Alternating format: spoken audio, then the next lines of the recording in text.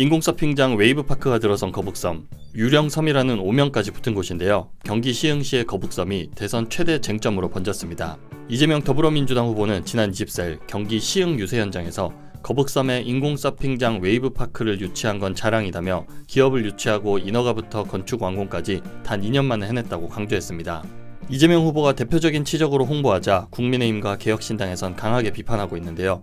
국민의힘과 개혁신당은 상가 공실률이 87%에 달한다며 이재명 후보를 비판했고, 더불어민주당은 사실관계를 왜곡하고 있다며 상대 후보를 허위사실 유포로 고발하겠다고 밝혔습니다. 지난해 웨이브파크 감사보고서에 따르면 총 243억 원의 매출을 올렸습니다. 그런데 단기 순손실은 680억 원으로 집계됐습니다.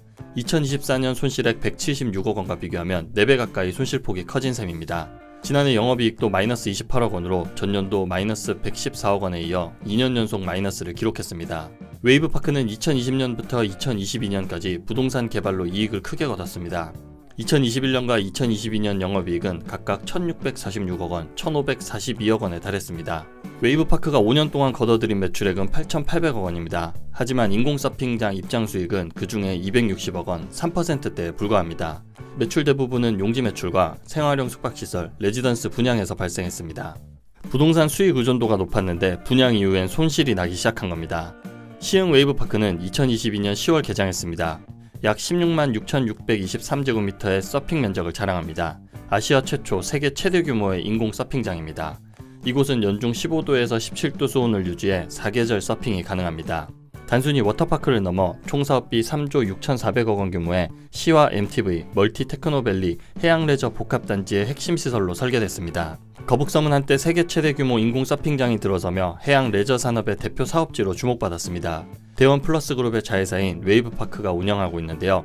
공원 부지를 20년간 무상 사용한 뒤 시설을 시흥시에 기부 체납하는 조건입니다. 2015년 박근혜 정부 시절 국가 마리나 항만으로 지정되면서 개발이 시작됐습니다. 초기 계획은 이재명 경기도지사 전부터 진행되고 있었는데요. 2018년 이재명 후보가 경기도지사로 당선되면서 관광시설과 민간 유치를 통해 지역 활성화를 목표로 웨이브파크라는 인공 서핑장을 들여오게 됩니다. 인허가를 단숨에 밀어주고 경기도와 시흥시가 총력 지원해 단기간에 서핑장을 지었습니다. 이 후보는 이 과정을 이재명식 추진력의 상징으로 내세운 겁니다. 당초 관광시설을 유치하면서 주변 상권과 숙박시설, 지역 경제가 살아날 거란 기대가 컸습니다. 단순한 관광시설 하나를 만드는 게 목표가 아니었기 때문이었죠. 상가와 숙박시설 분양과 임대, 자영업자들의 창업 등이 얽힌 복합 프로젝트입니다. 하지만 2025년 현재 거북선의 현실은 정반대입니다. 주변 상권은 심각한 공실 문제를 안고 있습니다. 상가 공실률이 무려 90%에 달합니다. 2023년 기준으로 총 3,253개 점포 중 입점은 429개로 입점률이 13%에 불과합니다. 웨이브파크는 세워졌지만 상가는 문을 열지 못했거나 이미 폐업한 곳이 많습니다. 실제로 상가와 이 일대 생활력 숙박시설에 투자한 은퇴자들이 많았는데요. 지금은 은퇴자의 무덤이라는 별명까지 붙었습니다. 상가 분양을 받은 투자자에겐 지금처럼 공실률이 높은 상황에서 월세 수익이 나오지 않으면 투자금 회수에 어려움을 겪습니다. 한 유튜브 채널에서는 16억 5천만 원을 투자해 분양받은 상가 2곳이 2년 만에 3억 원도 안 되는 돈으로 돌아오면서 모녀가 10억 원이 넘는 빚을 떠안게 된 사연도 화제가 됐습니다. 대출을 받아 사업을 시작한 소상공인 자영업자도 마찬가지입니다. 숙박시설 이용이 저조해 매출이 안 나오면 돈을 벌 수가 없고 폐업 수순을 밟게 됩니다. 숙박시설이나 오피스텔, 상가를 매입한 이들은 자산가치 하락을 피할 수 없습니다.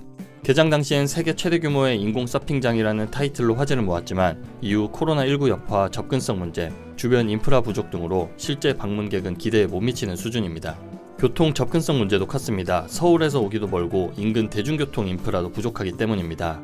주변에 머물 만한 공간이나 볼거리도 부족하다 보니 체류형 관광이 아닌 반나절 체험형 방문지에 불과합니다. 결국 이득을 본 건 분양업자뿐이라는 말도 나옵니다. 이재명 후보가 최근 주장한 호텔 경제학 모델이 거북섬에서는 전혀 작동하지 않았습니다. 기업을 유치해 서핑장이 들어오면 사람들이 숙박을 하니까 숙박업소 사장님이 돈을 벌 수 있고 이 돈으로 주변에 치킨을 사 먹어서 자영업자들도 살아나는 구조가 됐을 텐데요. 서핑, 숙박, 쇼핑 이런 경제적 선순환이 전혀 이뤄지지 않는 겁니다. 인공 서핑장을 관광객들이 대거 방문할 것이라는 건 기대에 불과했습니다. 숙박이나 관광 인프라를 유치해 해당 지역 전체 경제를 끌어올린다는 논리도 결과적으로 틀렸습니다. 시흥의 미래라며 상가와 숙박시설이 대거 분양했지만 공실만 남았습니다. 빠른 인허가와 화려한 유치보다 중요한 건 지속 가능성 있는 수요, 생활 인프라, 지역 맞춤형 개발이라는 점을 다시금 되새기게 합니다.